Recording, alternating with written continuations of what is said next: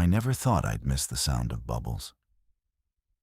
That persistent, mechanical gurgling of filtration systems, cycling thousands of gallons through acrylic tubes. The soundtrack of my irrelevance. For 11 months, I'd been the overnight maintenance technician at the Cascadia Pacific Aquarium, a sprawling complex on the Portland waterfront where the city's money went to sleep behind curved glass walls. My name is Marcus Venn, and I was 34 years old the night the world above the surface drowned in something worse than water. It was a Thursday. I remember because Thursdays meant I shared the shift with Ren Okada, the senior aquarist who preferred the company of cephalopods to humans. She'd be in the invertebrate wing, running behavioral logs on her octopuses. And I'd be checking pH levels and replacing UV bulbs in the coral propagation room. We rarely spoke before midnight. That was our rhythm. Comfortable, professional silence, separated by 200,000 gallons of salt water and 3 floors of darkened exhibit halls. The aquarium after hours was a cathedral. Blue light pulsed through the main ocean gallery where a floor-to-ceiling acrylic window held back an artificial reef. Sharks moved like slow thoughts through the upper water column.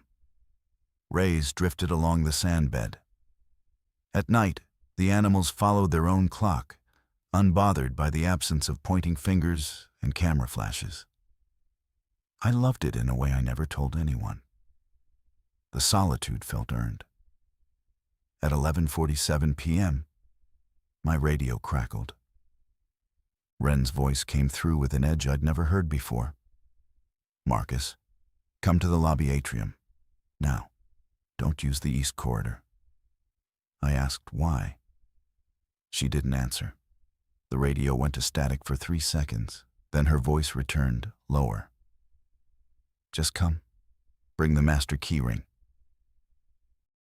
I moved through the kelp forest tunnel, my footsteps echoing off the curved glass overhead. Leopard sharks glided above me like surveillance drones. The emergency lighting gave everything a dim amber wash. When I reached the main atrium, a 3-story open space with a suspended whale skeleton and a wall of glass facing the street. I saw Ren standing at the ticketing counter. Binoculars pressed to her face, pointed at the waterfront promenade outside. She handed them to me without a word. I looked. There were people on the boardwalk, maybe 30. They moved wrong. Not drunk wrong, not injured wrong. Their locomotion was segmented, bursts of speed interrupted by frozen stillness, like a video buffering. One woman in a hospital gown stood under a street lamp, her head tilted at an angle that suggested her neck no longer obeyed voluntary commands. A man in a delivery uniform was on his hands and knees, pressing his face into something dark on the pavement. I didn't let myself identify what it was. "They've been out there for 20 minutes, Ren whispered. I came down to check the front seal on the tidal pool exhibit and saw them through the glass. I tried calling 911. Lines are jammed. I tried the non-emergency line. Dead. I tried the aquarium security dispatch. Nothing. Marcus, something is happening." I lowered the binoculars. Through the bare glass of the atrium entrance, a wall of floor-to-ceiling windows designed to showcase the river view. I could see them more clearly now. One had turned toward our building. Its head tracked the light from our lobby display, a bioluminescence exhibit that pulsed blue and green on a timer. It started walking toward us. "Kill the lobby lights," I said. Ren was already moving. She hit the breaker panel behind the welcome desk, and the atrium plunged into darkness. We stood motionless. The figure outside stopped. It swayed, then turned away, drawn by a car alarm wailing 2 blocks south. My hands were shaking. I'd spent nearly a year in this building, alone at night, and never once felt unsafe. The aquarium was designed to keep dangerous things behind glass. But standing there in the dark, watching those shapes move along the waterfront, I understood something had inverted. The glass wasn't protecting the visitors from the exhibits. It was protecting us from what was outside. Wren pulled me behind the admissions counter and crouched low. Her face was lit only by the green standby glow of the ticket scanner.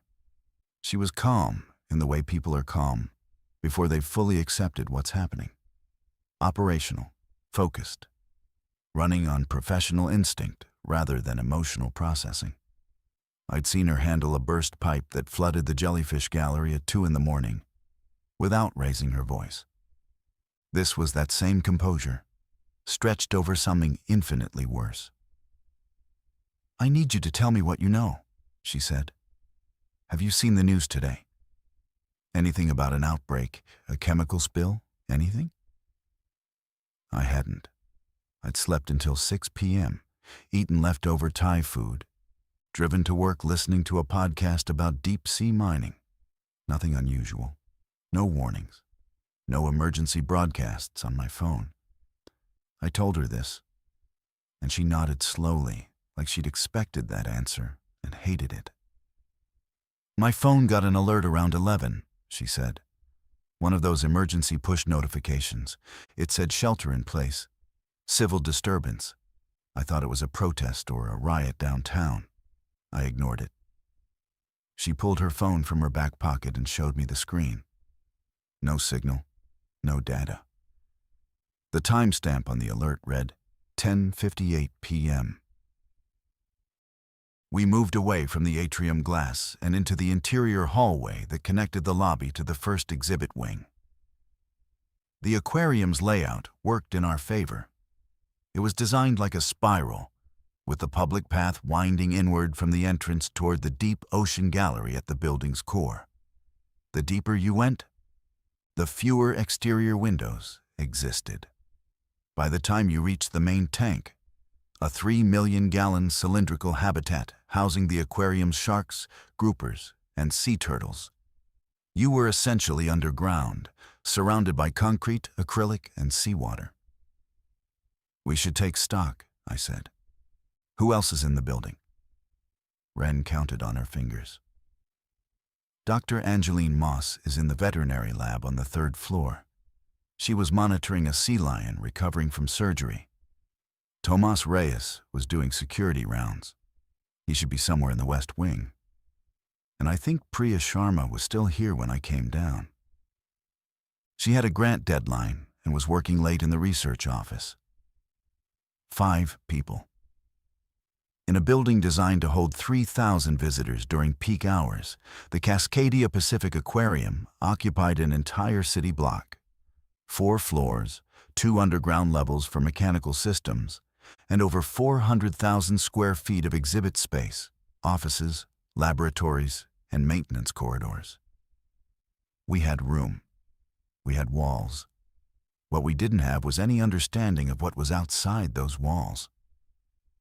"Radio Thomas," I said. "If he's doing rounds, he might have eyes on other access points." Wren keyed her radio. "Tomas, this is Wren. What's your position?" "Static." She tried again. "Thomas, come in. Priority." Nothing. A knot formed in my chest. Tomas Reyes was ex-military. Navy, I think, and had been the aquarium's night security officer for 3 years. He was dependable, methodical, and never missed a radio check. His silence was its own message. "We find the others first," Wren said. "Then we figure out what we're dealing with." I agreed. We moved through the Pacific Northwest Gallery, past tanks filled with sleeping rockfish and swaying anemones, and reached the service stairwell that led to the upper floors. The building felt different now. Every shadow held weight. Every distant mechanical sound, the click of a thermostat, the hum of a pump, triggered a flinch response I couldn't control. On the 2nd floor landing, we found Thomas's flashlight. It was on the ground, still lit, its beam pointing at the wall.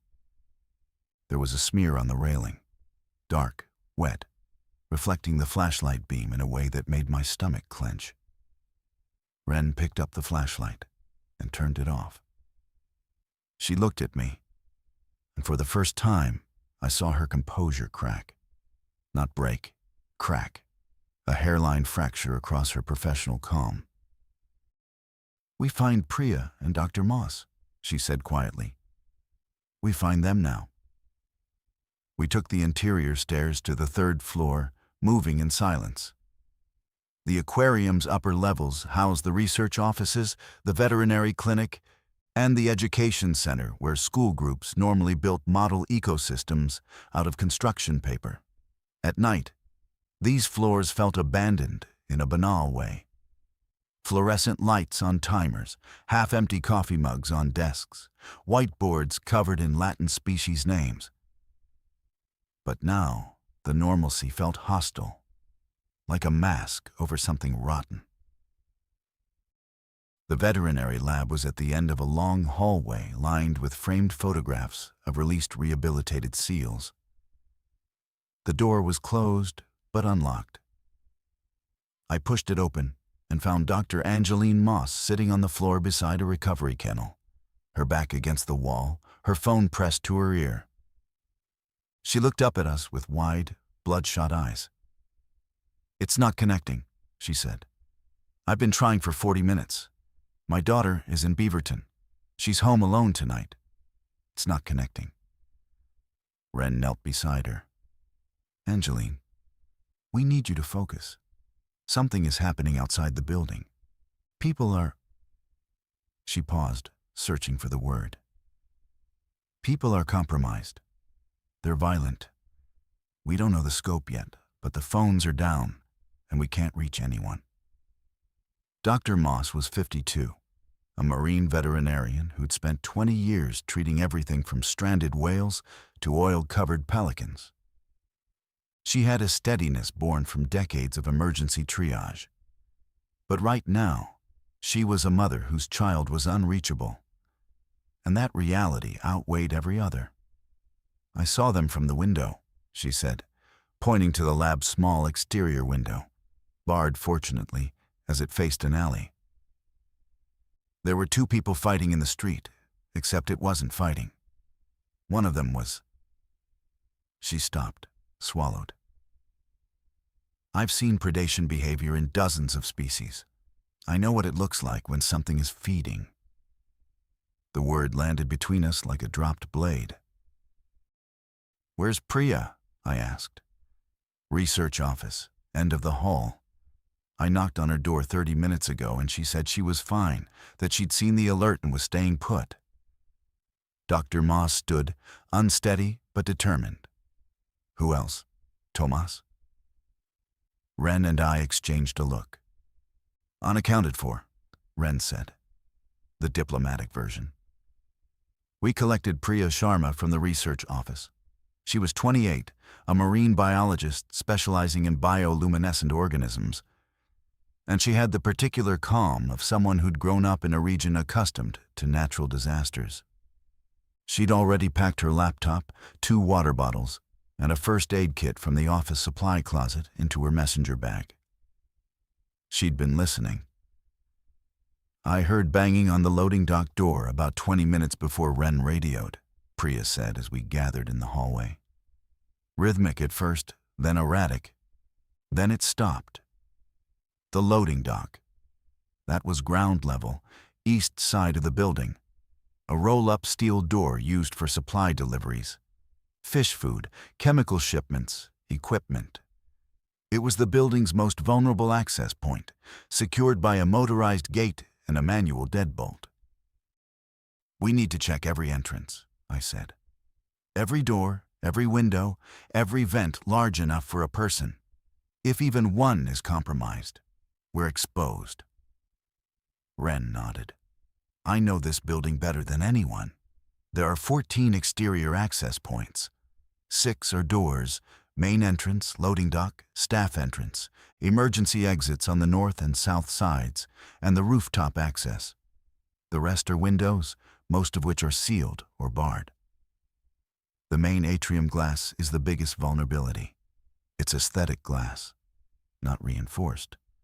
I thought about those floor-to-ceiling panels in the lobby.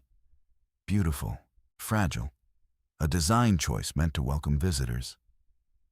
Now it was a liability measured in millimeters. "We start from the bottom and work up," I said. "Seal what we can, barricade what we can't seal. Then we figure out communications." 4 people, 1 missing, an aquarium full of glass. And outside, the city was eating itself alive. We split into pairs, Ren and me on the ground floor, Dr. Moss and Priya on the second. The logic was simple. Ren knew the mechanical systems. I had the master keys, Dr. Moss had steady hands, and Priya was the youngest and fastest. Nobody mentioned Tomas. His absence was a wound we weren't ready to examine. The ground floor was a maze of exhibit halls, gift shops, and service corridors. Ren led me through the back passages, the arteries that kept the aquarium alive.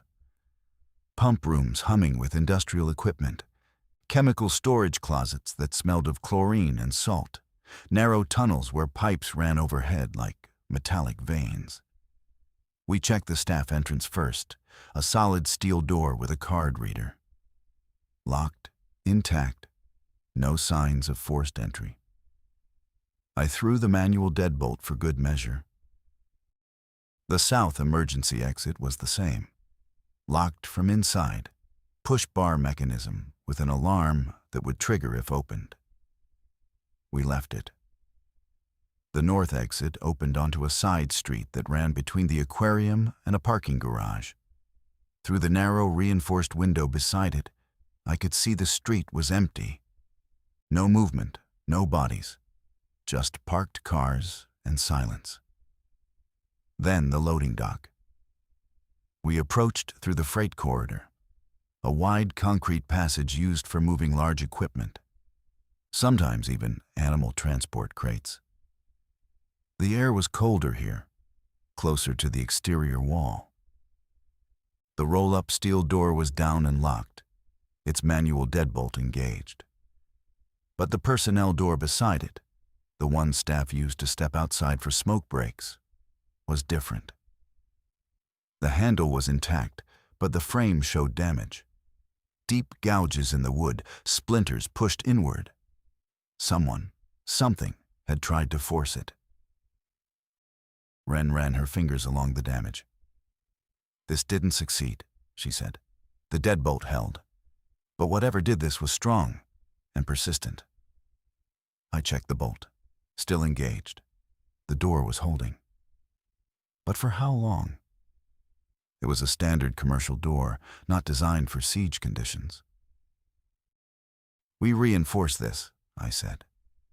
"What do we have?" Ren thought for a moment. Maintenance storage has steel shelving units, tool cabinets, sandbags we use for flood prep. The machine shop has welding equipment, but running it would make noise. Noise.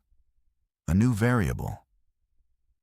If those things outside were attracted to sound, the way that figure in the lobby had tracked the bioluminescence display light, then everything we did had acoustic consequences. Every door we slammed, every object we dragged across concrete, every word spoken above a whisper. We moved to maintenance storage, a cavernous room filled with the physical infrastructure of animal care. Bags of marine salt mix stacked on pallets, replacement acrylic panels for smaller exhibits, PVC pipes in various diameters, and yes, steel shelving units, bolted together but movable if we worked the fasteners. We spent 30 minutes in near silence, dismantling 2 shelving units and carrying the frames to the loading dock corridor.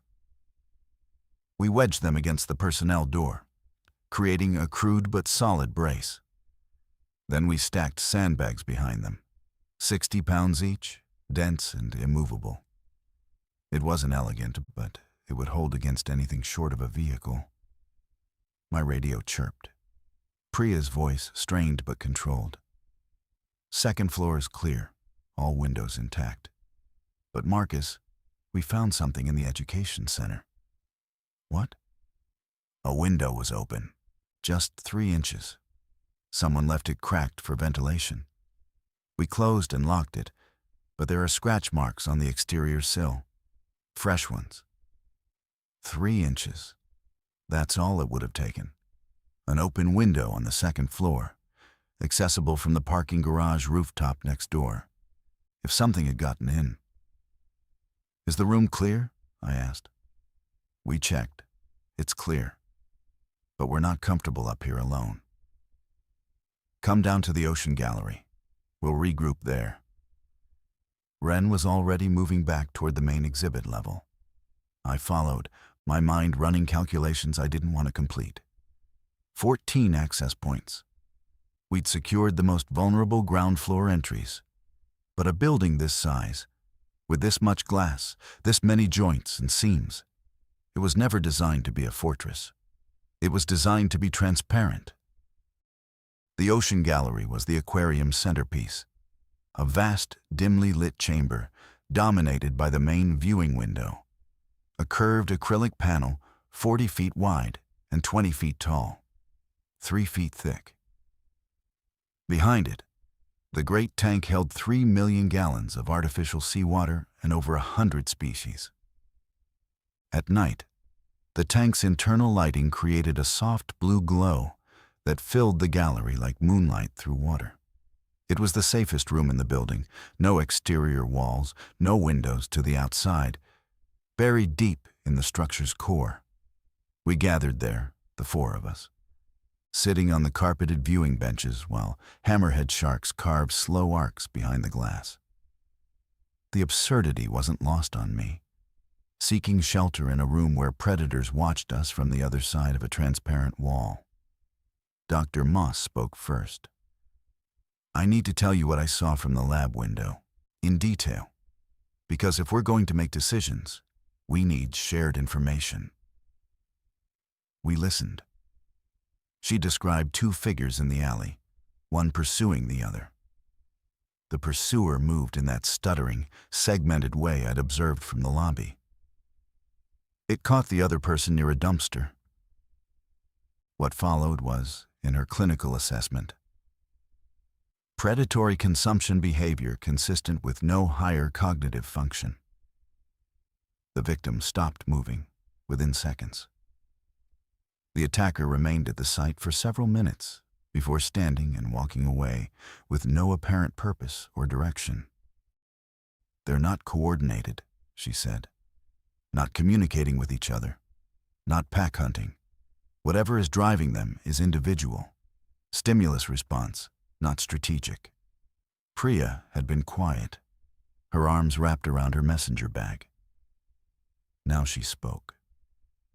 I've been thinking about the bioluminescence response Marcus mentioned. If they're tracking light and sound, that's phototropic and phonotropic behavior, basic stimulus orientation, like moths, or like certain deep-sea organisms responding to environmental cues rather than conscious intent. Wren leaned forward. So they're drawn to stimuli, but don't plan.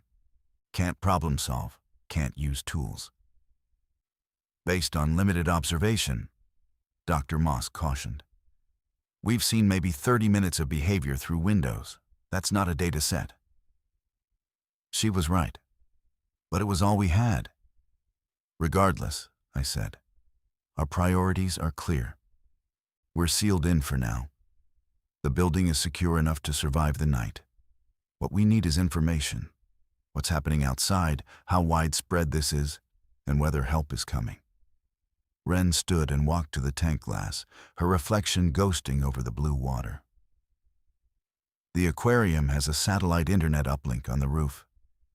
It's for the live stream cameras and the exhibits, the ones that broadcast to the website. If the cellular networks are down but the satellite is still operational, we might be able to get online. The roof? I said flatly. That means going outside, exposed. There's interior roof access through the mechanical penthouse, a locked door on the 4th floor, stairs to the equipment level, then a hatch to the roof. You never have to go outside the building's footprint. But the roof is open air. surrounded by a 4-foot parapet wall. And the satellite dish is in a fenced equipment compound. You'd have 30 seconds of exposure. I looked at the others. Dr. Moss was shaking her head slowly. Not disagreement, but reluctance. Priya was calculating, her eyes moving the way they did when she was modeling variables. "Not tonight," I said. "We wait until we have daylight and can see the roof conditions from the upper windows. If there's anything up there, we'll spot it first." Agreement came without argument. The exhaustion was settling in. Not physical tiredness, but the cognitive drain of sustained fear. Every nerve had been firing for over an hour, and the body demands payment for that kind of alertness. "We sleep in shifts," Wren said. 2 awake, 2 resting. 4-hour rotations. We stay in this gallery. 1 exit, deep interior, good sight lines. I took first watch with Priya. Wren and Dr. Moss curled up on opposite benches, using their jackets as pillows. Within minutes, the gallery was quiet except for the hum of filtration and the occasional swish of a passing shark. Priya and I sat in the blue glow, watching and waiting. At 3:14 a.m., the power flickered. Not a full outage, a stutter. The exhibit lights dimmed for 2 seconds, the filtration hum dropped in pitch, and then everything resumed. But those 2 seconds stretched into an eternity. In the dark silence, I heard Priya inhale sharply beside me. "Generator backup?" she whispered. "The aquarium has redundant power," I said. "Main grid plus diesel generator. If the grid fails, the generator kicks in within 15 seconds. That flicker means the grid hiccuped, but held. And if it doesn't hold? Then we have about 48 hours of generator fuel. After that, the pumps stop. The tanks lose circulation. The animals start dying." It was a brutal timeline, but an honest one. The aquarium's entire ecosystem, hundreds of species from dozens of marine environments, depended on constant electrical power, temperature regulation, oxygen saturation, water chemistry, all maintained by machines that drank electricity like water. Without power, this cathedral of life would become a mausoleum within days. But that was a distant concern. Right now, the power was on. The pumps were running, and the building was holding. I focused on what was immediate. Priya had her laptop open, running on battery. The Wi-Fi was still broadcasting internally. The aquarium's network router was functional, but there was no internet connection. She'd been trying to reach external sites for an hour. Nothing loaded. "I have local network access," she said quietly. "I can see the security cameras." I stared at her. "What?" "The aquarium's internal security system runs on the local network. The cameras are IP-based. I've accessed them before for my research. I have clearance to view the exhibit cameras for behavioral observation. But the security feeds are on the same system." She turned her laptop toward me. The screen showed a grid of 16 camera feeds. Grainy, monochrome, but functional. Loading dock, main entrance, parking lot, east corridor, west wing, rooftop, staff entrance, gift shop, education center. My eyes went to the parking lot feed first. The image was wide angle, covering the visitor lot on the building's west side. I could see cars, staff vehicles, including mine and Wren's. And between them, figures. 6, maybe 7, moving in that arrhythmic pattern. One stood motionless beside a minivan. Another walked in a tight circle, repeating the same path like a corrupted animation loop. The main entrance camera showed the atrium from inside, our beautiful glass wall, and beyond it, the waterfront promenade. More figures. Dozens now. Some stood still. Others drifted. None appeared to notice the camera's infrared illuminator. But the feed that froze my blood was the East Corridor camera, the hallway outside the loading dock. The image showed our barricade, the stacked shelving and sandbags, exactly as we'd left them. And on the other side of the door, visible through the small reinforced window at the top, a face, pressed against the glass, unmoving, staring into the corridor with eyes that reflected the camera's IR light like an animal's caught in headlights. It wasn't trying to break in. It wasn't banging or pushing. It was simply there, watching, waiting. "How long has it been there?" I whispered. Priya checked the feed's timestamp data. "I can't tell. The recording system doesn't have enough storage for continuous recording. It's motion-activated snapshots. But that figure hasn't moved since I started watching 6 minutes ago." 6 minutes of standing still, face pressed to glass, staring at nothing. I thought about what Dr. Moss had said. Stimulus response, not strategic. But this didn't fit that model. This was something else. Fixation without stimulus. Persistence without trigger. "Don't wake the others yet," I said. "But keep that feed on screen. If it moves, if anything changes, we need to know immediately." Priya nodded and positioned the laptop where we could both see it. The face in the East Corridor window stared at us through 2 layers of mediation. Camera, screen. But the distance felt thinner than it should have. Glass. Everywhere in this building, glass. And on the other side of it, something patient. Dawn came without ceremony, just a gradual lightening of the security feeds from black to gray. I woke Ren for the shift change at 5 a.m., briefed her on the camera system Priya had accessed, and showed her the figure at the East Corridor window. It had moved at 4:22 a.m., simply turned and walked away, disappearing from frame. Ren absorbed this information with her characteristic efficiency, asked 3 questions about the camera coverage blind spots, then took position beside the laptop. I slept 2 hours. When I woke, the gallery was full of gray morning light filtering down from the upper-level skylights, frosted, translucent panels that let in daylight without direct visibility. Dr. Moss was awake, sitting cross-legged on the floor with a notebook, writing in tight, precise handwriting. "I'm documenting what we've observed," she said when she noticed me watching. "Behavioral characteristics, stimulus responses, movement patterns. If we survive this, someone's going to want data." I respected the impulse. It was the same thing that had kept her grounded through years of wildlife emergencies. The clinical distance of the scientist, the belief that observation has value beyond the immediate moment. Ren called us together at 7 a.m. She'd been watching the feed systematically, cycling through all 16 cameras in 5-minute intervals. Her report was methodical. The parking lot has 12 to 15 individuals at any given time. They drift. No apparent territorial behavior. The waterfront promenade has more, maybe 40 visible at the furthest camera range. The loading dock figure left at 4:22 and hasn't returned. The rooftop appears clear. No figures visible on adjacent buildings within camera range.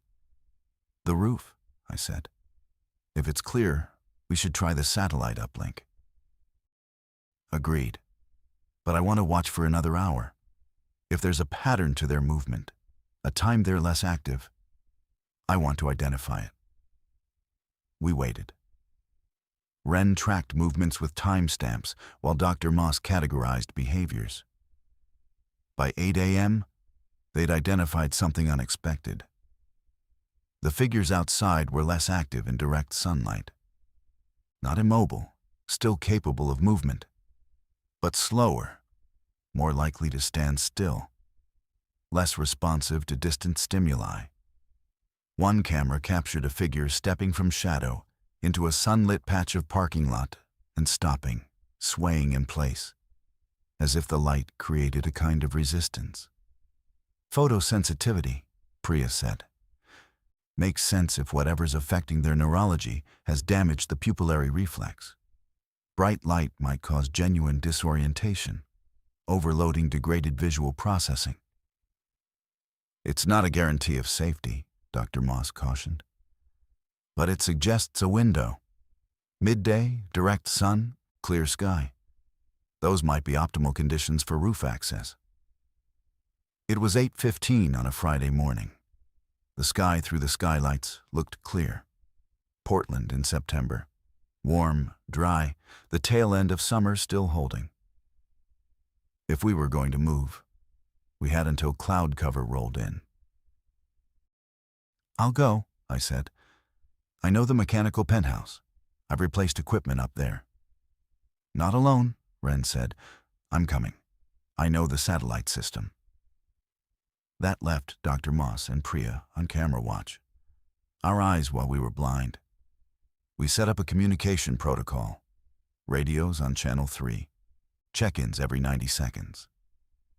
If we missed a check-in, they were to assume the worst and seal the stairwell door behind us. I gathered supplies, flashlight, master keys, a pry bar from maintenance storage that served as equal parts tool and psychological comfort. Wren carried a two-way radio and a printed schematic of the roof equipment layout she'd pulled from the facility management binder.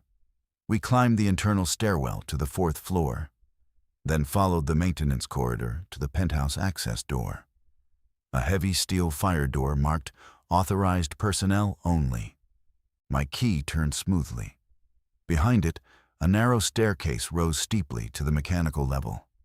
A cramped space filled with HVAC units, electrical panels, and the constant roar of air handlers. Above us, a ceiling hatch. Beyond it, open sky, and whatever was waiting in between. The mechanical penthouse was loud, a constant industrial drone from air handlers and compressors that masked all other sound. This was simultaneously comforting and terrifying. Nothing could sneak up on us here, but we also couldn't hear threats approaching from above. Wren pointed to the ceiling hatch, a 2-foot square steel panel with a manual latch. I nodded. I climbed the fixed ladder and pressed my ear against the hatch. Useless. The machinery below drowned everything. There was no way to know what was on the other side without opening it. I looked down at Wren. She keyed her radio. Moss, Priya. We're at roof access. What does the camera show? Dr. Moss responded immediately. Roof camera shows clear. No movement visible in frame. Adjacent parking garage roof also clear. You have a window. I unlatched the hatch and pushed it open 6 inches. Bright morning sunlight flooded in, making me squint. Warm air, surprisingly normal, carrying the scent of the river and distant car exhaust. I pushed the hatch fully open and raised my head above the roof line. The aquarium's roof was flat, covered in white membrane roofing material, dotted with mechanical equipment, HVAC condensers, vent stacks, and the satellite equipment compound in the northeast corner. A 4-foot concrete parapet lined the edges. From here, I could see the Portland skyline, downtown towers, the bridges crossing the Willamette, the green hills to the west. The city looked normal from up here. No fires, no smoke columns, no obvious signs of catastrophe. Cars sat motionless on the Morrison Bridge. A few vehicles were stopped at odd angles on Nido Parkway, abandoned, doors open. But from this height, the horror on the streets was invisible. Distance sanitized everything. I pulled myself onto the roof and helped Wren up behind me. We stayed low, moving in a crouch toward the satellite compound. a chain-link enclosure housing a large dish antenna, and a weatherproof cabinet containing the uplink equipment. The compound was 20 yards from the hatch. We covered the distance in silence, gravel crunching faintly under our shoes. The equipment cabinet was locked. I found the right key on the third try, and Wren immediately began inspecting the hardware. A commercial satellite modem, a power supply, and a network switch connected by weatherproof cabling to the building's internal system. "Power's on," Wren said. "The modem shows a signal lock. We have satellite connectivity. The issue is that it's configured to route only to specific IPs for the live stream cameras. I need to reconfigure the routing to allow general internet access." "How long?" 10 minutes if everything cooperates, 20 if it doesn't." I took position at the parapet, scanning the streets below. From this angle, I could see the waterfront clearly. The figures Wren had tracked on camera were there, scattered across the promenade like debris left by a retreating tide. Most were stationary in the morning sun, standing or sitting in positions that suggested their bodies had simply stopped rather than deliberately rested. One lay flat on a park bench, limbs splayed, staring at the sky. To the south, I could see the Hawthorne Bridge. A mass of stopped vehicles choked its lanes. Among them, tiny from this distance, shapes moved between the cars. Not quickly, not with purpose I could discern, just movement without destination. I checked my radio. "Still clear up here. Wren's working on the uplink." "Copy," Priya responded. "Parking lot figures haven't moved. You're good." 8 minutes passed. Wren cursed softly once, a rarity, then went silent. At the 11-minute mark, she said, "Got it. Rebooting the modem with new routing tables. Give it 60 seconds." The longest minute of my life played out on that rooftop, crouched behind a parapet, watching the city below exist in a state of suspended destruction.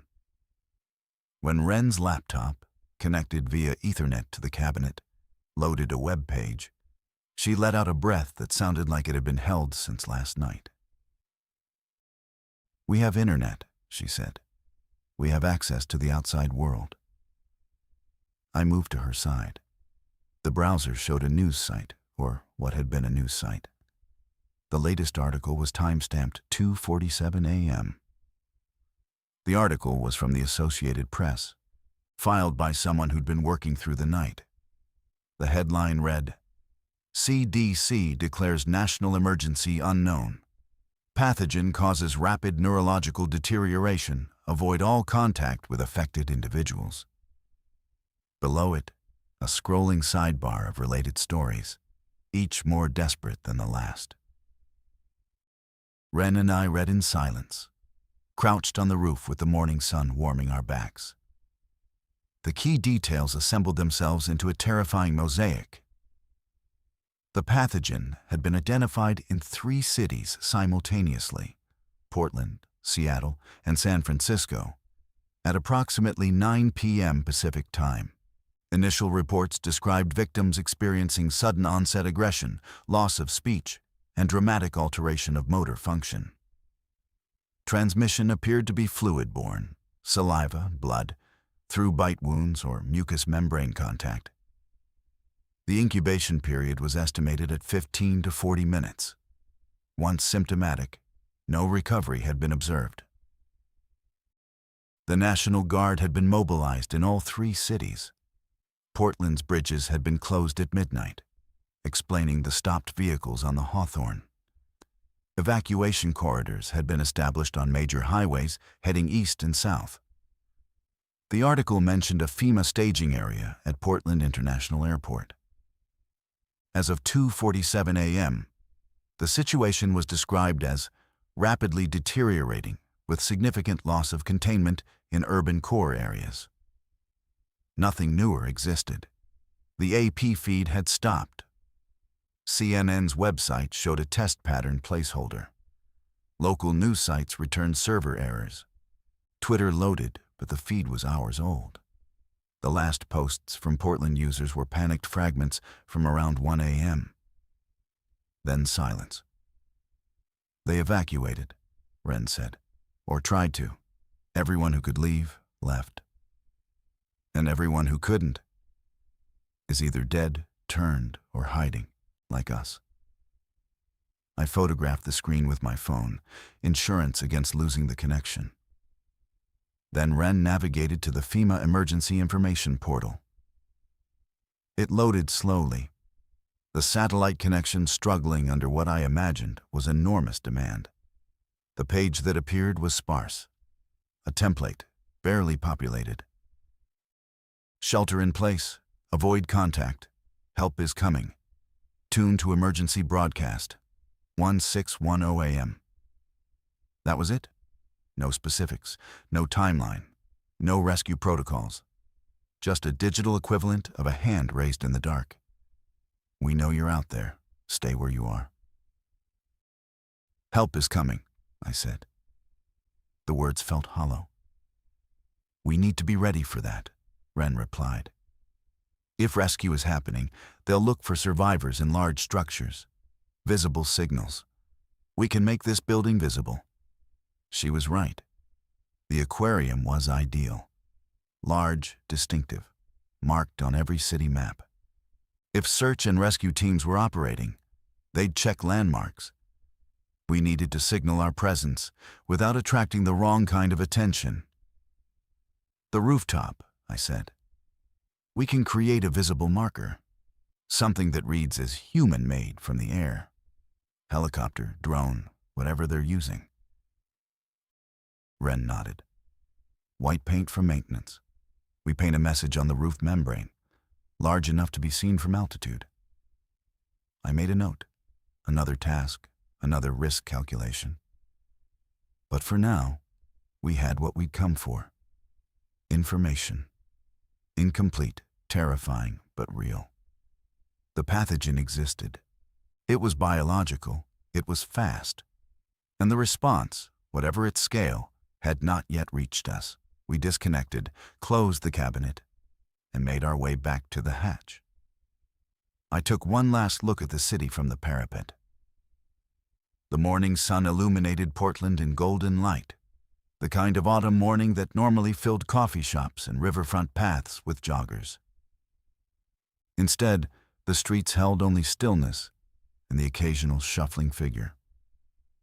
Somewhere out there, Angeline Moss's daughter was in Beaverton. Wren's elderly parents were in Hillsborough. Priya's roommate, Thomas's family, my own, a brother in Eugene, a mother in Medford. All unreachable, all unknown. I descended through the hatch and sealed it behind me. The mechanical room's noise enveloped us like a blanket, drowning the silence of the city above. We had answers now, but answers without rescue are just a more informed kind of helplessness. We delivered the information to the others in the ocean gallery. Clinically, completely, without editorializing. Dr. Moss absorbed it with the rigid focus of someone compartmentalizing personal terror behind professional function. Priya asked precise questions about transmission vectors, incubation rates, the geographic scope. When I mentioned the bridges being closed, Wren added something she'd noticed from the roof. There were military vehicles on the steel bridge. Humvees, I think. Stationary. No visible personnel. The implication hung in the stale aquarium air. Abandoned posts. A perimeter that had collapsed or been withdrawn.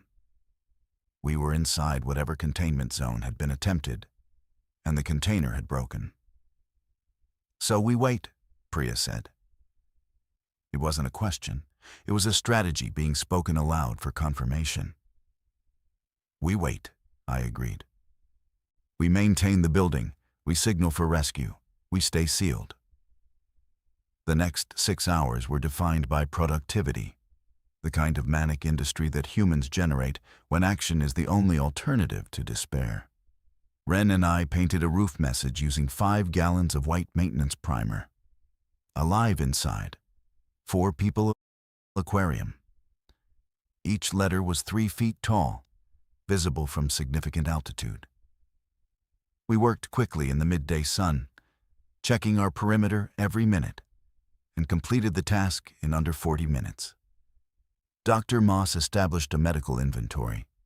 The veterinary lab contained antibiotics, suturing supplies, antiseptics, sedatives, and pain medication. Not designed for humans, but pharmacologically compatible in emergency dosing. She created a laminated reference sheet of medications and their human equivalent doses. Priya mapped the building's food resources. The staff break room had a vending machine. She broke it open with my pry bar, yielding 32 assorted snacks and 12 drinks. The cafeteria kitchen, closed for the night when we'd arrived, contained dry goods, canned items, and refrigerated food that would last approximately 3 days without restocking. The aquarium's animal food stores were a last resort. Frozen fish, krill, and algae supplements that were technically edible, if not appetizing. We have food for 4 people for 2 weeks if we ration. Priya calculated. Water's unlimited. The building's municipal supply is still pressurized, and we have emergency filtration. 2 weeks. That felt like an eternity and an instant simultaneously. By 2 p.m., we'd established a routine. Camera watches in 2-hour shifts, hourly building patrols, interior only, checking sealed doors and listening for changes. Radio checks between pairs. Everything documented in Dr. Moss's growing notebook. At 3:47 p.m., the routine broke. I was on camera duty when I noticed movement on the east corridor feed, the one facing the loading dock. Not outside the door this time. Inside, in the corridor itself. A figure moved through the frame, heading toward the exhibit level. It was backlit by the corridor's emergency lighting, making details impossible to discern. But the movement pattern was wrong. That segmented, lurching gait we'd cataloged from the street-level observations. Inside our building. My hand found the radio before my brain fully processed what I was seeing. All stations. We have a breach. East corridor, ground level. 1 individual moving west toward exhibits. This is not a drill. Silence. Then Wren's voice, tight and controlled. I'm in the kelp tunnel. That's directly adjacent. Get out. Move to the central stairwell. Now. Which direction is it moving? West. Toward the Pacific Gallery? Away from you if you go east. I heard her breathing change. The controlled inhale of someone forcing themselves to move slowly when every instinct screams to run. On the camera feed, the figure continued its halting progression, passing through frame and disappearing beyond the camera's range. The next camera in sequence, the Pacific Gallery entrance, showed nothing yet. Dr. Moss and Priya were on the 3rd floor.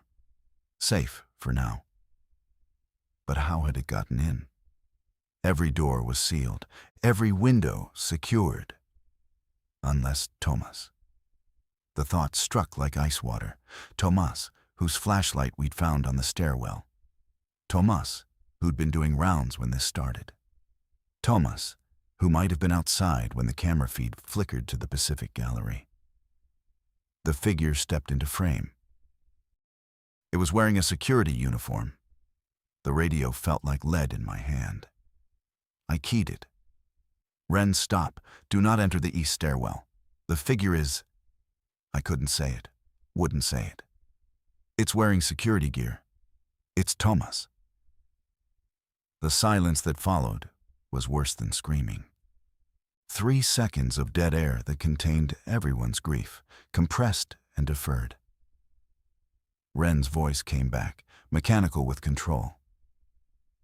Understood. I'm reversing. Taking the service corridor to the central gallery. What's his position? I watched the feed. The figure, Thomas, or what had been Thomas, stood in the Pacific Gallery entrance, swaying slightly. Its head moved in slow arcs, scanning. After 12 seconds, It began walking again, deeper into the exhibit hall, toward the kelp forest tunnel. "He's entering the kelp tunnel from the west side," I reported. "You're clear on the east. Get to the central stairwell and come up. 3rd floor, now. Moving." I switched cameras, tracking Ren's route through the service corridor, a narrow maintenance passage running parallel to the exhibit halls. She moved quickly, her flashlight creating a bobbing circle on the concrete floor. Within 2 minutes, she was in the central stairwell, climbing. On another feed, Tomas's figure moved through the kelp tunnel. Sharks drifted above the glass ceiling as he passed beneath them, oblivious to the predator in their midst, or perhaps recognizing one.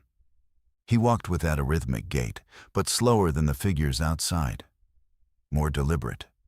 His uniform was intact, no visible wounds, no blood that I could discern on the grainy feed. His radio was still clipped to his belt. How had he gotten in? I thought through the timeline. He'd been doing security rounds at the time of the outbreak. His flashlight was found on the 2nd floor landing, meaning he'd been inside the building at some point. Had he been bitten outside and returned before turning? Had he been bitten inside by something that got in before we sealed the doors? The scratch marks on the education center windowsill. The window left open 3 inches, a 2nd floor window accessible from the parking garage roof. If something had gotten in through that window before Priya sealed it, and if Thomas had encountered it during his rounds, Ren arrived on the 3rd floor, slightly winded. Dr. Moss pulled her into the research office where we'd gathered. The door had a lock, flimsy, interior grade, but better than nothing. "We have a breach," I said, looking at the 3 women. "Tomas is turned. He's on the ground floor, moving through the exhibit halls. He got in, I think, through that 2nd floor window before we secured it. He may have been bitten by whatever came in first." "Then there might be 2 of them," Priya said. The logic was inescapable. I've only seen one on camera. But yes, there might be another. The original intruder. Dr. Moss sat down heavily. Her face had gone white beneath its tan. She'd known Tomas for years. They carpooled sometimes, shared lunch breaks, argued about baseball. Now he was a thing navigating the halls below us, stripped of everything that had made him Tomas. "We need to contain him," Ren said. "Not kill him, contain." I looked at her. "Ren? I know what he is. I'm not in denial. But we're in a building full of doors. If we can lure him into a space, we can seal. A closet, a storage room, an exhibit prep area. We remove the threat without..." She didn't finish. Without violence, without making it irreversible, without admitting, in the most physical way possible, that Tomas was gone. I understood her instinct, but I also understood the risk, attempting to manipulate the movement of a hostile entity through a complex building, using 4 untrained civilians, with no margin for error. "How?" I asked, not dismissing it, genuinely asking. Ren's eyes were already moving, thinking, planning, mapping the building in her mind. "Sound," she said. "They follow stimuli. We create a sound source in a contained space. He follows it in. We seal the door behind him." Simple in theory, lethal in execution error. We spent 30 minutes planning. The target space was the coral propagation room, a small, windowless laboratory on the ground floor used for growing coral fragments under controlled lighting. It had a single heavy door, no secondary exits, and was designed to maintain stable environmental conditions, meaning it sealed well. If we could draw Tomas inside and lock the door, he'd be contained indefinitely. The bait would be sound. The propagation room had a Bluetooth speaker system used for playing ambient noise during research presentations. Priya could connect to it remotely from her laptop and trigger audio. Something rhythmic, something persistent. Music, an alarm tone, anything that would register as stimulus. The problem was the approach. Someone had to open the propagation room door, verify it was empty, position the speaker, and retreat, all while Tomas roamed the same floor. The timing had to be precise. Activate the sound after the door was open, wait for him to enter, then seal it from outside. "I'll do it," I said. "I know the ground floor layout. I can move through the service corridors and approach from behind the room." "And who closes the door?" Ren asked. The closing was the dangerous part. Whoever sealed the propagation room had to be physically present at the door, within feet of whatever Thomas had become, and pull it shut while he was inside. The door opened outward. You had to stand in the hallway. "I'll do both," I said. I open it, retreat to the service corridor. Priya triggers the sound. I watch on the camera feed until he enters, then I come back and seal it. "And if he turns before you reach the door?" "Then I run. The service corridors have multiple exits. He can't trap me." Dr. Moss raised a hand. "What about the second one?" Priya raised the possibility of another intruder. "If it's still in the building?" "We haven't seen it on any camera for hours. It might not exist. It might have left through the same window it entered. We can't plan for phantoms." We debated for 10 more minutes, refining approach routes, establishing fallback positions, designating emergency rally points. By 4:30 p.m., we were ready. The afternoon sun was strong. The ground floor would be well lit through the skylights, giving me visibility. The cameras would be my early warning system. I descended alone. Radio in one hand, pry bar in the other. Not as a weapon, I told myself, but as a tool for jamming doors. The central stairwell was clear. I exited on the ground floor into the main atrium corridor, moving quickly and quietly toward the service entrance to the propagation room's wing. The last camera sighting of Tomas had placed him in the invertebrate gallery, 2 exhibit halls away from the propagation room. He'd been standing motionless in front of the octopus tank, his face inches from the glass, as if watching the animal inside, or as if the faint light from the tank's interior held him in stasis. I reached the propagation room service entrance, a staff-only door at the corridor's end. Key in the lock, turn, open. The room was dark, its grow lights on a timer that wouldn't activate until evening. I swept my flashlight across the space. Tanks of coral fragments, shelving units of equipment, the Bluetooth speaker mounted on the wall beside the door. Everything undisturbed. I stepped inside, verified the speaker was powered on, and retreated.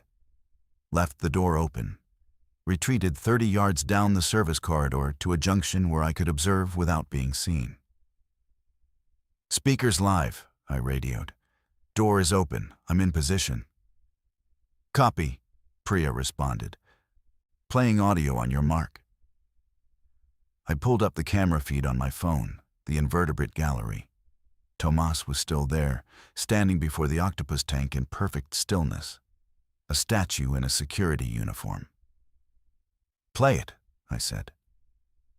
From 30 yards away, through the open propagation room door, I heard the speaker activate. Priya had chosen a metronome, a persistent, rhythmic click at 72 beats per minute. Mechanical, relentless, the kind of sound designed to draw attention and hold it.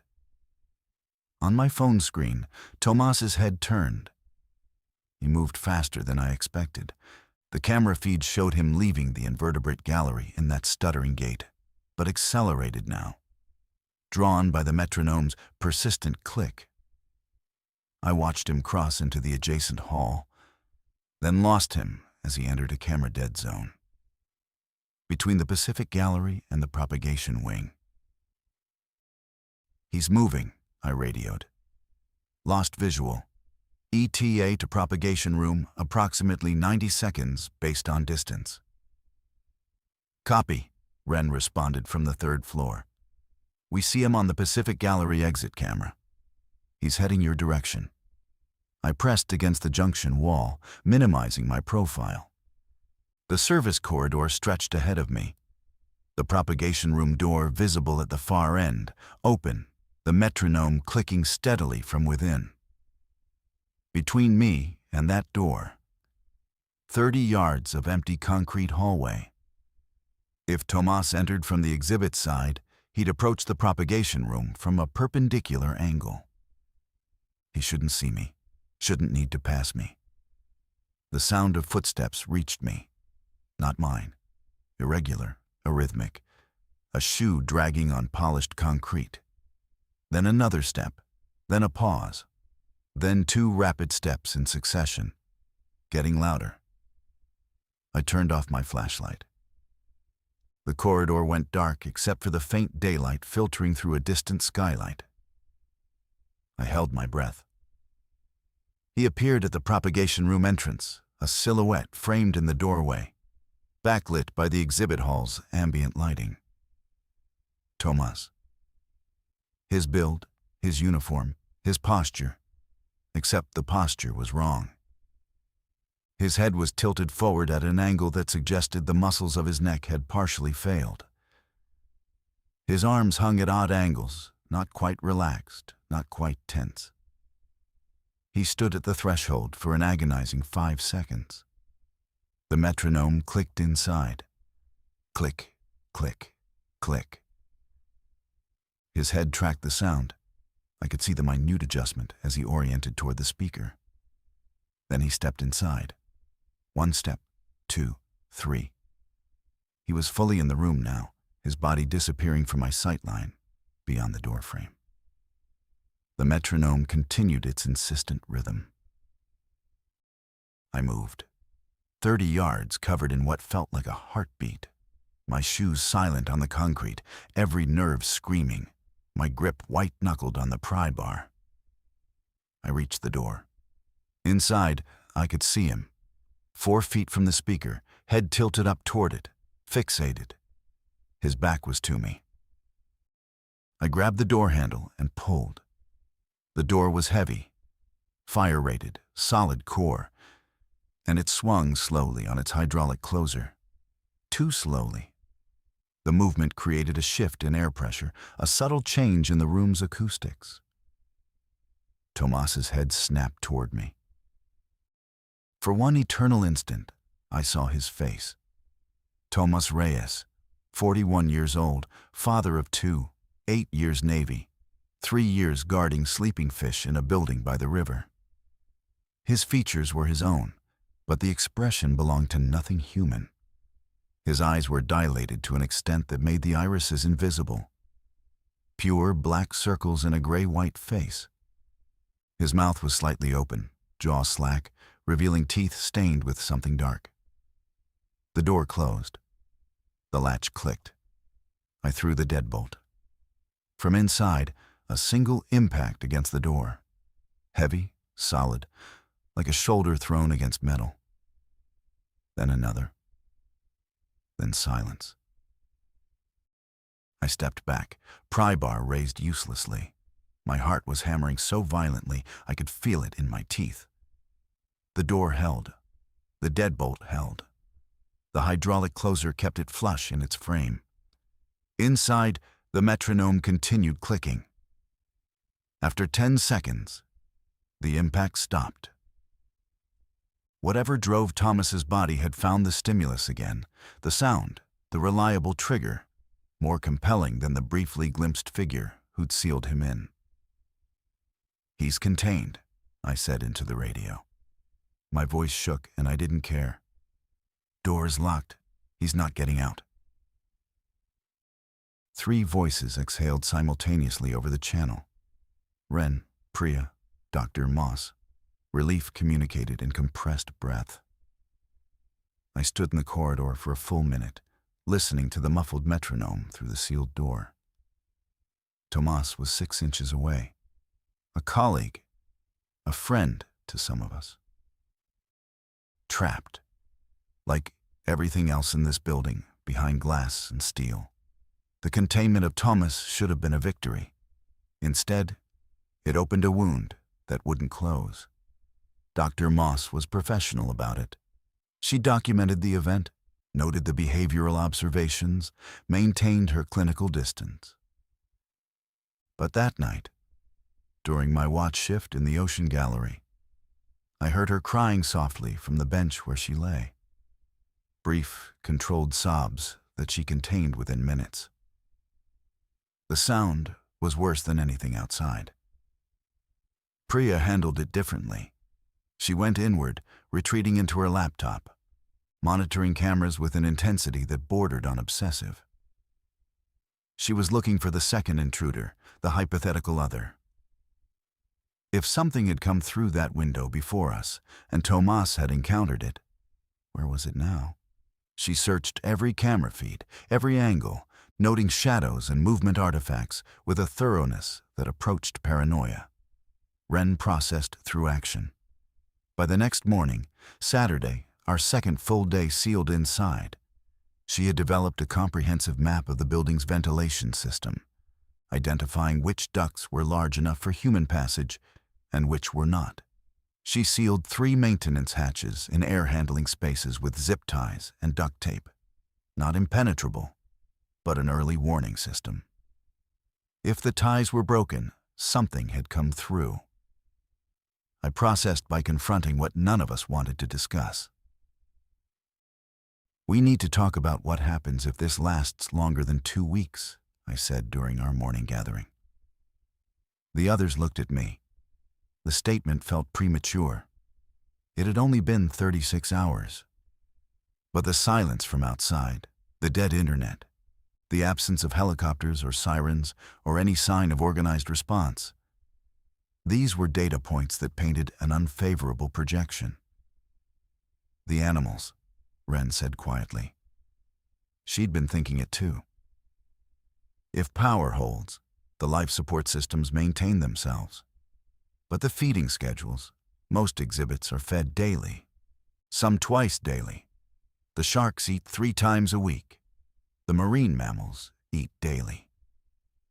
The marine mammals, I'd almost forgotten.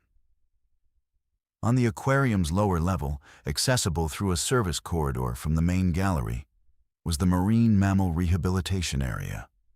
2 harbor seals and a California sea lion recovering from various injuries. Fed daily, dependent entirely on human care. "Have they been fed since Wednesday?" I asked. Wren's expression told me everything. It was now Saturday morning, nearly 3 days without food for animals in rehabilitation, animals that were already compromised. "I'll go," she said. "The fish prep kitchen is on the lower level. Frozen herring and capelin in the walk-in freezer. I can prep meals for the mammals and the exhibit animals for several days at once." "Not alone," I said. "Marcus, we can't keep moving in pairs for every task. We're 4 people in a building designed for hundreds. If we double up on everything, half the work doesn't get done." She was right, and I hated it. The logic of survival was beginning to override the instinct for mutual protection. We couldn't stay clustered together indefinitely.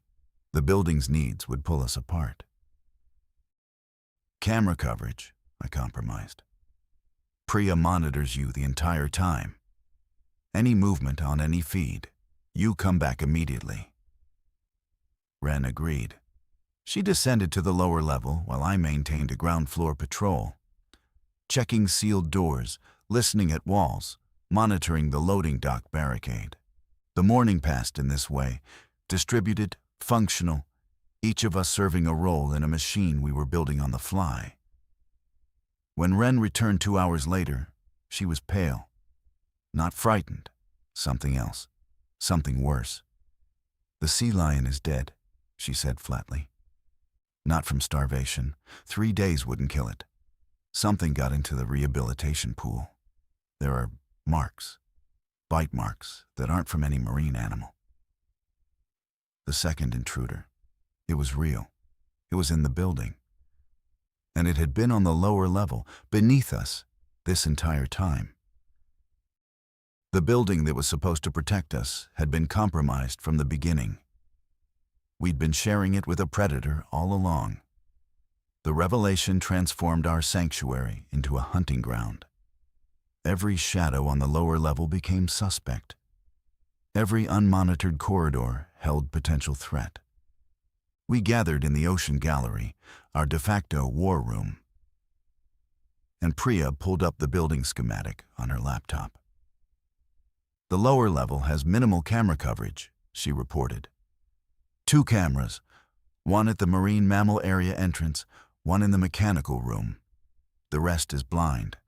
Storage rooms, the old exhibit prep spaces, the underwater viewing tunnels for the main tank.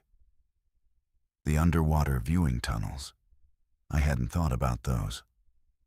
Below the ocean gallery, accessible by a spiral staircase, was a network of acrylic tunnels running beneath the main tank, allowing visitors to walk surrounded by water and marine life. At night, those tunnels were dark, narrow, and formed a labyrinth with multiple entry points. That's where it is, Wren said with certainty. The tunnels connect to the lower level. It would have migrated from the rehabilitation area into the tunnel network. Dark, enclosed, no stimuli to draw it elsewhere. And the tunnel exits into our gallery, I said. The spiral staircase was 20 feet from where we'd been sleeping.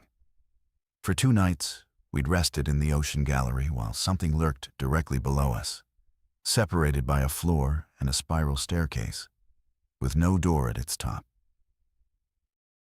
We need to seal that staircase, I said. Now. We moved with controlled urgency. The spiral staircase was an open architectural feature. No gate, no door, just a helical descent into the viewing tunnels below. We couldn't install a door, but we could barricade.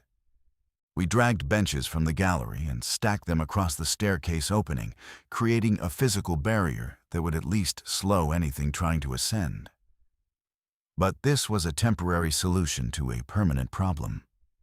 Something was in our building, mobile and capable of killing. It had attacked the sea lion, which meant it could overpower a large animal. And unlike Thomas, confined to the propagation room, this one roamed free. We have to find it, Priya said, and either contain it or... She stopped, looked at me. The unfinished sentence held a weight none of us were ready to carry. Contain, Dr. Moss said firmly.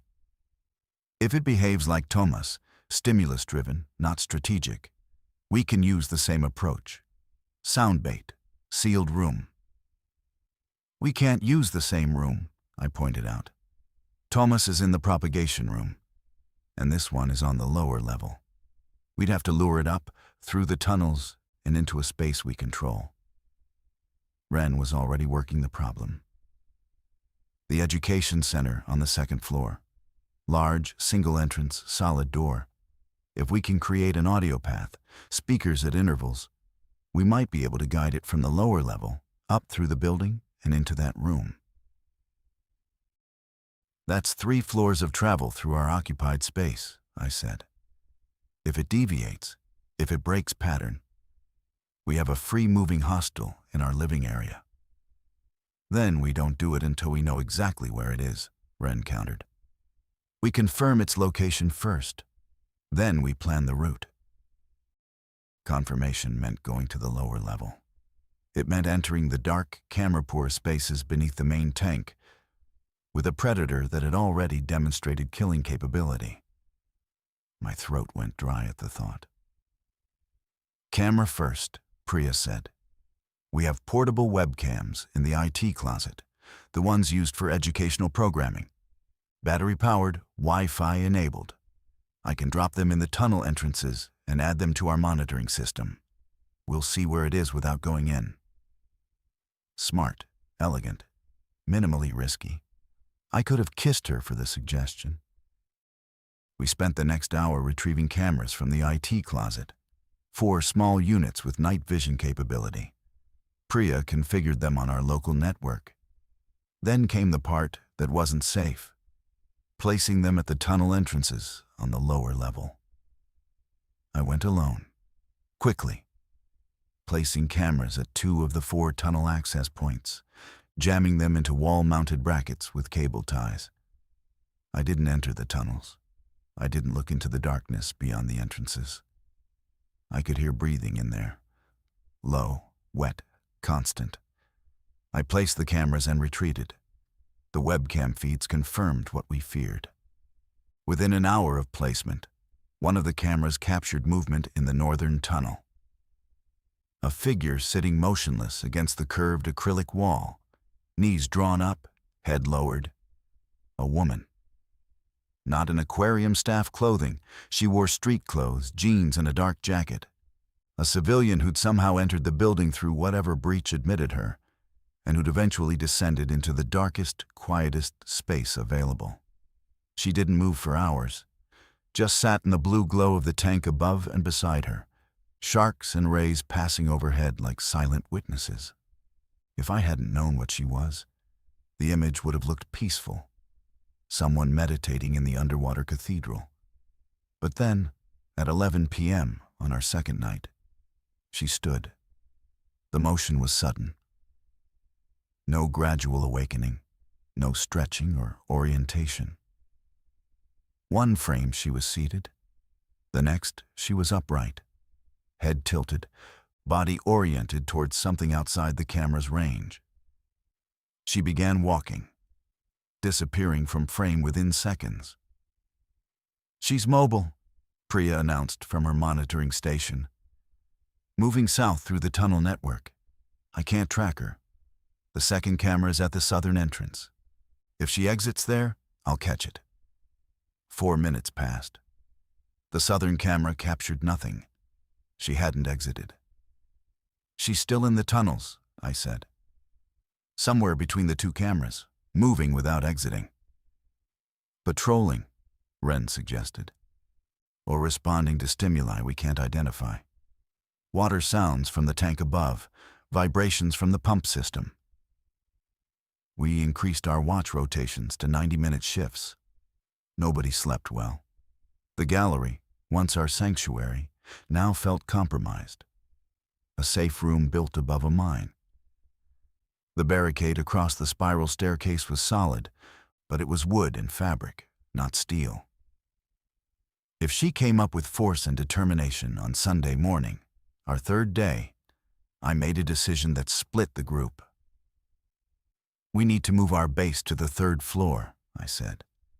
"It's further from the tunnel network, has locking doors, and gives us more warning time if something ascends." Dr. Moss agreed immediately. Priya began gathering her equipment, but Wren resisted. "The ocean gallery is central. It gives us access to all levels. If we isolate on the 3rd floor, we lose mobility. We can't reach the food stores, the animal care areas, or the loading dock without descending through potentially compromised space." "We're already compromised," I argued. "We've been sleeping 20 feet from an open connection to a hostel. The 3rd floor has the veterinary lab, the research offices, and the break room. We have food and water up there. We seal the stairwell doors and create a defensible zone." Wren's jaw tightened. "And abandon the animals. The exhibit fish need daily feeding. The seals on the lower level need care. The one that's alive still needs care, Marcus. The seal is on the same level as that thing. So we time it. We go during daylight when she's inactive. We don't know she's less active in daylight. That pattern was observed in outdoor subjects exposed to direct sunlight. She's in a tunnel. There's no sun down there." The argument hung between us, a fracture along the line between compassion and survival. Wren had spent her career caring for captive animals. Abandoning them, even temporarily, even for safety, violated something fundamental in her identity. "24 hours," she finally said. "We relocate to the third floor. But once a day, I descend to maintain the exhibits. Fed animals, checked systems.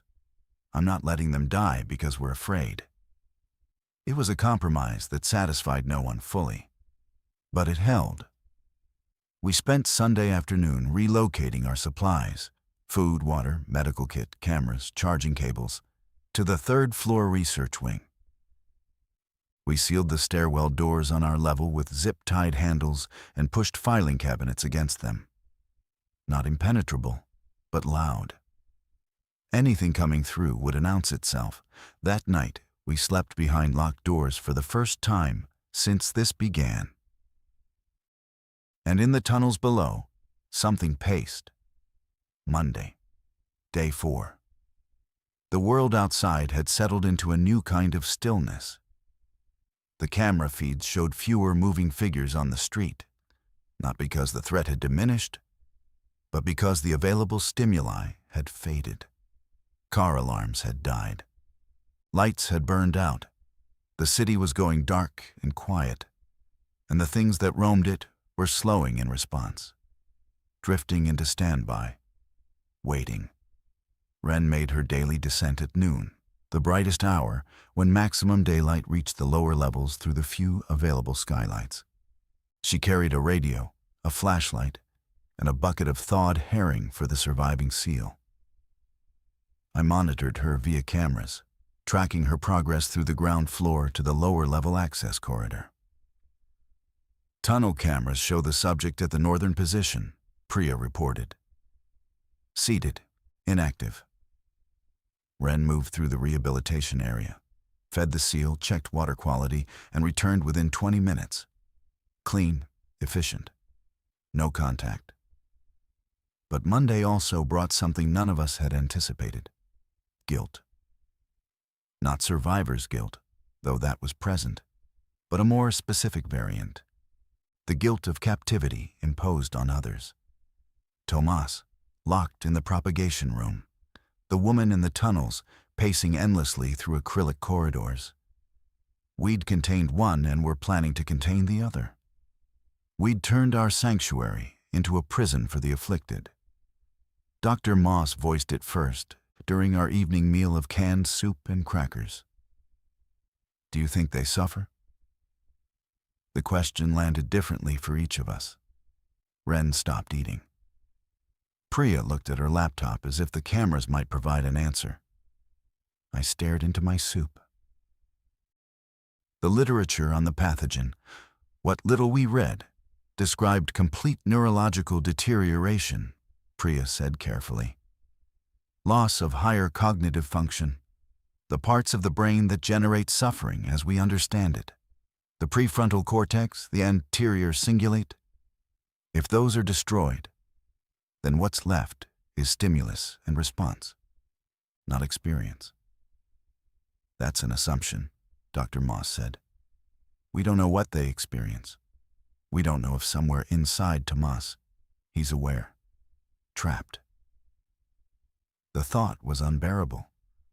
I rejected it, not because it was impossible, but because accepting it would make everything we'd done, everything we might still need to do, unforgivable. We can't know, I said. And we can't let that question paralyze us. Our priority is survival. Theirs and ours, if there's a cure, if there's a treatment. Keeping them contained and alive is the most humane choice available. It was a rationalization, and everyone at the table knew it. But rationalizations serve a purpose in extremity. They let you keep moving when the truth would stop you cold. Tuesday brought rain, the first since the outbreak. Portland's autumn returning to form. The cameras showed the street-level figures responding to the change, more active in the reduced light, more mobile under overcast skies. Our advantage window was narrowing. If cloud cover persisted, the outdoor subjects would be more responsive around the clock. But the rain also brought something else. Sound. Rainfall on the aquarium's flat roof created a constant white noise that permeated the building. A drumming, pattering blanket of sound that masked other noises. For the first time in days, the building didn't feel silent. It felt alive in a way that had nothing to do with what lurked inside it. Wednesday morning, day 6. Priya woke me with a hand on my shoulder and a single word. Helicopter. I was at the window in 3 seconds. Through the rain-streaked glass of the 3rd floor research office, I could see it.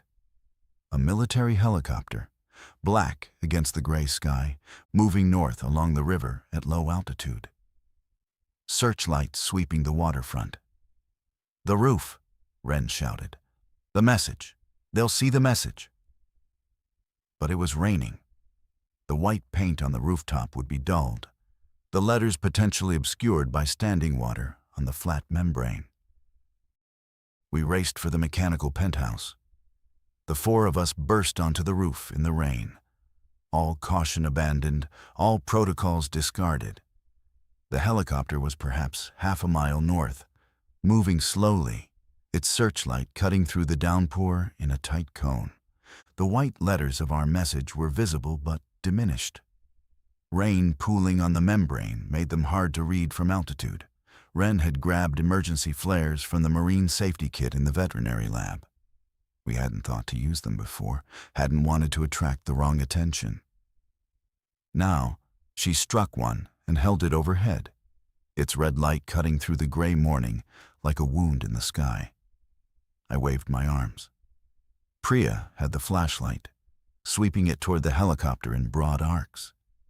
Dr. Moss stood at the parapet, shouting, pointless against the distance and the rain and the rotor noise, but uncontrollable. The helicopter continued north. The searchlight swept the buildings along the waterfront, the convention center, the restaurant row, the hotels. It didn't turn, didn't slow.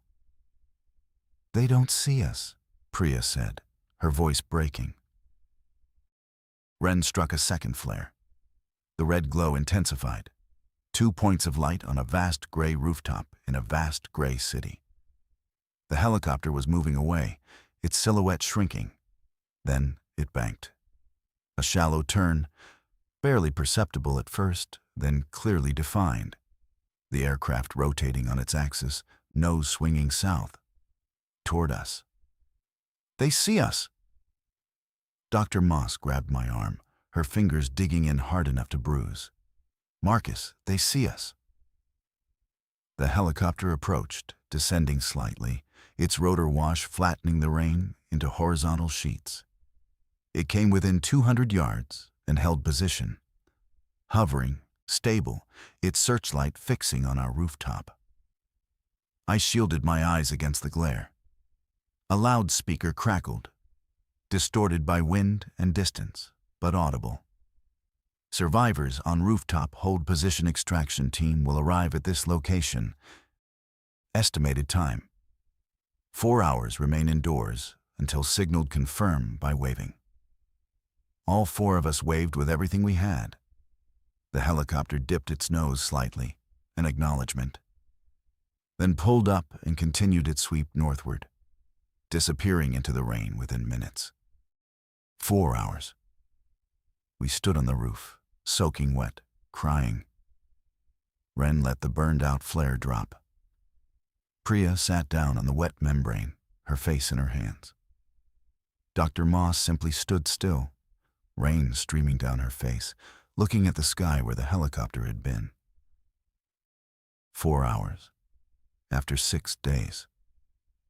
We went back inside, changed into dry clothes from the gift shop, Aquarium branded sweatshirts and sweatpants, absurd in their normalcy. We ate a real meal, the last of the cafeteria's refrigerated food, which was on the edge of spoiling anyway. Nobody suggested rationing. Then we prepared.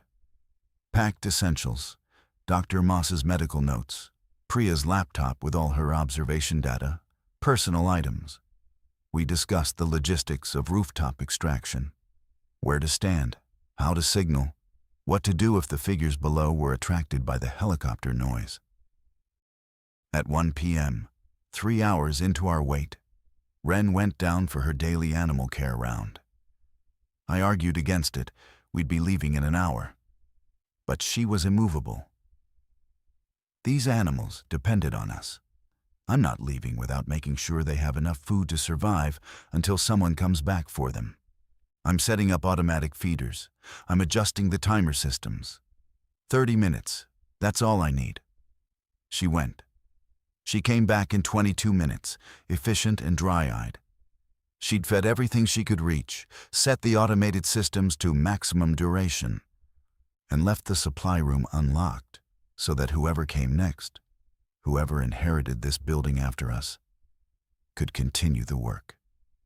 At 2:15 p.m., we heard the helicopter returning.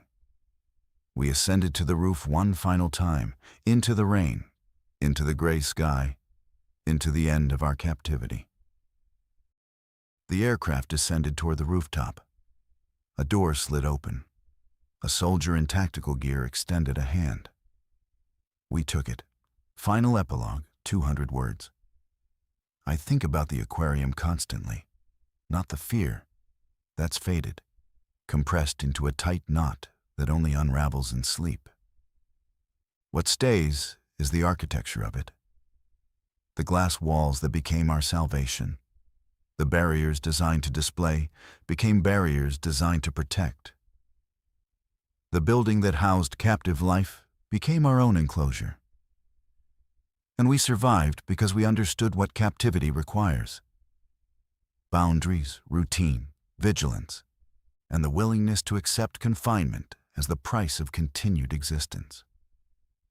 We were 4 people in a cathedral of water. Around us, sharks circled and jellyfish pulsed, and coral grew its millimeter-per-year testament to patience.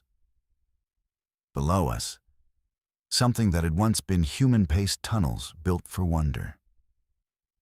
And outside, a city dissolved into its most primal components. I don't know if Thomas is still in that room. I don't know if the woman in the tunnels ever found her way out. I don't know if the seal survived. These unknowns live in me like permanent residents, questions I'll carry without resolution.